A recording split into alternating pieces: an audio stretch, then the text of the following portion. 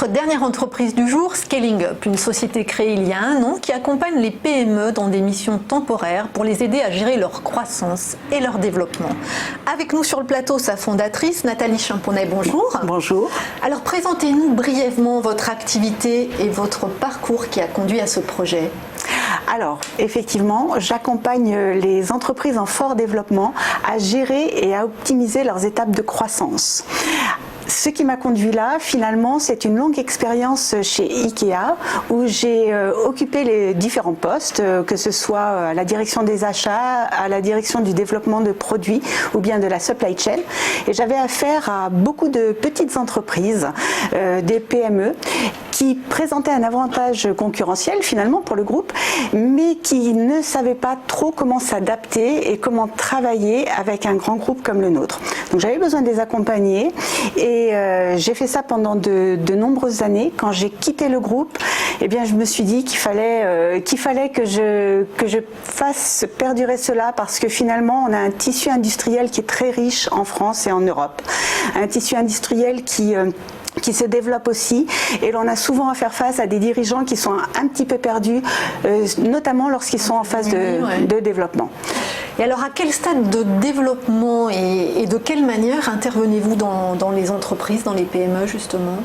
Alors, j'interviens souvent quand tout va bien, voyez-vous, mais avant que tout prenne le risque de déraper.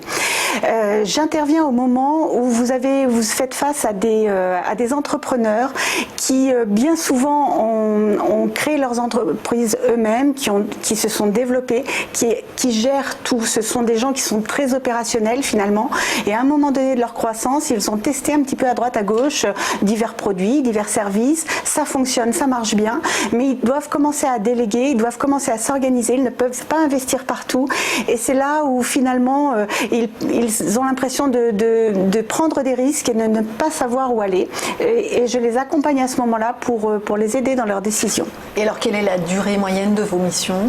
Alors mes missions, si ce sont des missions d'accompagnement stratégique, ce sont des missions qui sont longues. J'interviens quelques jours, à peine quelques jours par mois, mais ça peut durer 6 mois, 1 an, voire 2 ans.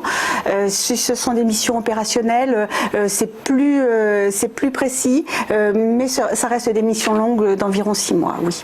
Et alors, qui sont vos clients? Lesquels ciblez-vous prioritairement? Est-ce que ce sont plutôt certains secteurs et pas d'autres? Est-ce que c'est plutôt en France, en Europe?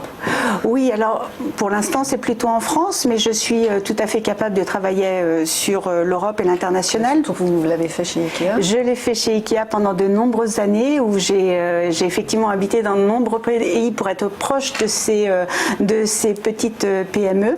Donc aujourd'hui j'interviens plutôt en France et plutôt du côté de PME, mais on peut imaginer... Tout secteur confondu? Alors secteur industriel, surtout dans l'industrie, dans la fabrication, tout ce qui est toute la partie industrielle, oui. Mais on peut imaginer?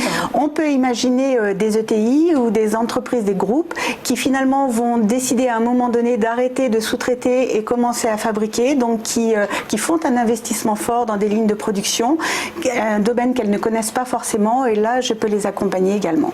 Et alors concrètement, que leur apportez-vous comme solution ou que leur conseillez-vous? Est-ce qu'il y a un cahier des charges, un plan précis? Alors en général ça commence par un audit pour essayer de bien comprendre quelles sont leurs problématiques, à quoi ils font face, et à partir de là je peux leur proposer 3 formes d'accompagnement qui sont plutôt soit un accompagnement stratégique. Alors quand on fait un accompagnement stratégique, en général on remonte à l'origine des problèmes, parce que bien souvent une entreprise ne sait pas véritablement communiquer sur ce qu'elle veut faire. Un dirigeant a du mal parfois à partager sa vision, il a du mal à communiquer la mission de son entreprise, et surtout il a des valeurs, et si son équipe ne partage pas ses valeurs, c'est difficile de travailler ensemble. Donc on audite un petit peu tout ça, on regarde quel est leur business model, comment le faire évoluer, et surtout quels vont être les outils de pilotage de l'activité, puisqu'il va falloir commencer à déléguer. D'accord. Et alors aujourd'hui, quels sont les enjeux des PME françaises les plus notables de ce que vous avez observé dans votre parcours passé, de ce que vous observez actuellement?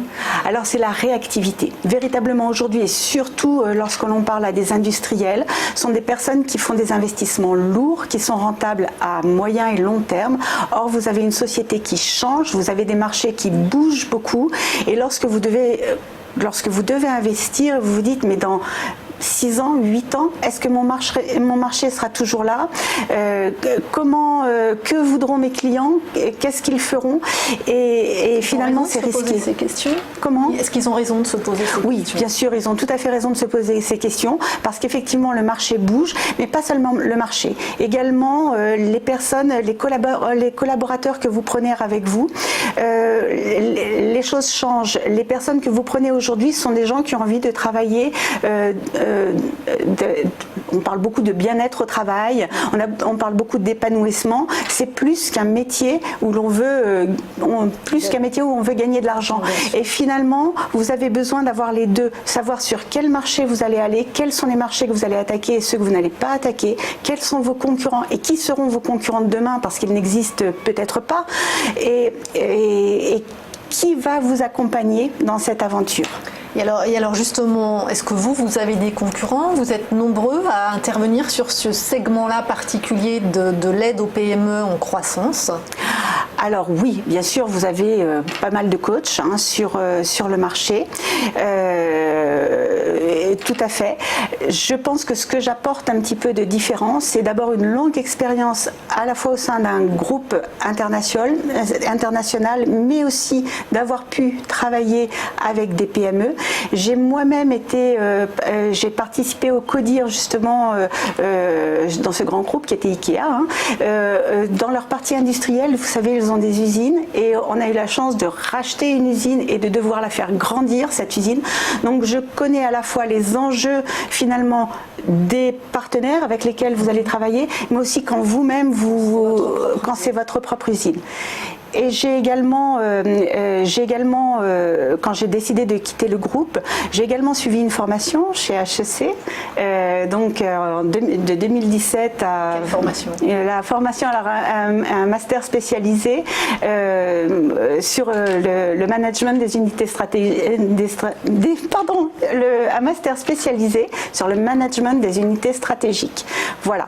Donc c'est effectivement... Qui venait finalement compléter votre expérience. Tout à fait. C'est un master qui était ouvert uniquement aux cadres dirigeants et effectivement pour les faire grandir dans leur rôle de dirigeant.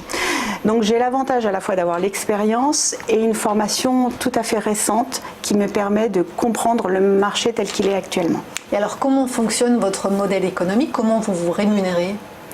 Alors, je me rémunère, pour l'instant, je suis seule. Mon objectif n'est pas forcément de faire grandir ma société. Je verrai comment les choses évoluent. C'est du service. Donc, c'est du service, il y a peu d'investissement. Et je travaille en réseau. Donc, c'est surtout par mon réseau, les gens me connaissent et me contactent. Ce sont des missions longues, souvent des missions longues qui durent de 6 mois à 2 ans maximum. Et donc pendant ce temps-là, vous avez la possibilité de retravailler sur la recherche de vos clients. Et c'est un forfait que vous facturez ou est-ce qu'il est établi avant? Oui, alors c'est un forfait, c'est soit un forfait, soit comme un travail de consultant, c'est-à-dire une rémunération à la journée. Tout dépend du besoin de l'entreprise. Comment les entreprises se sentent le plus à l'aise, on adapte nos formules. Et alors comment voyez-vous les prochaines étapes et les relais de croissance? Alors les relais de croissance passent beaucoup par du partenariat avec d'autres sociétés qui viennent apporter des services un petit peu particuliers. Je pense notamment au lean manufacturing. Quand une entreprise se sent en forte croissance, une industrie, souvent font appel à des managers en lean manufacturing parce que évidemment ce qui leur rapporte le plus c'est leur ligne de production, mais bien souvent les problématiques sont plus profondes. Donc on fait appel à moi en disant oui mais on va regarder le lean, mais il faut regarder le reste aussi. Ça peut être également des conseillers en organisation, en RH. Quand on cherche des postes clés, est-ce que c'est véritablement ce poste-là? Est-ce que c'est un autre qu'il va falloir développer avant? Et là, on fait appel à mes services de façon à ce qu'on ait une vision un petit peu plus globale et qu'on prenne bien en compte tous les éléments. Pour avoir les meilleures compétences possibles sur ces postes. Au niveau du financement, pour le moment, tout est autofinancé ou vous avez eu des aides de BPI ou... Non, tout est autofinancé. Encore une fois, il s'agit de coaching. Donc finalement, il n'y a pas peu d'investissement. Oui, peu d'investissement au départ pour l'instant. Peut-être par la suite, quand vous atteindrez la taille d'IKEA, on verra, non? Oui, voilà, tout à fait. Merci Nathalie Chaponnet. Je le rappelle, vous êtes fondatrice de Scaling Up.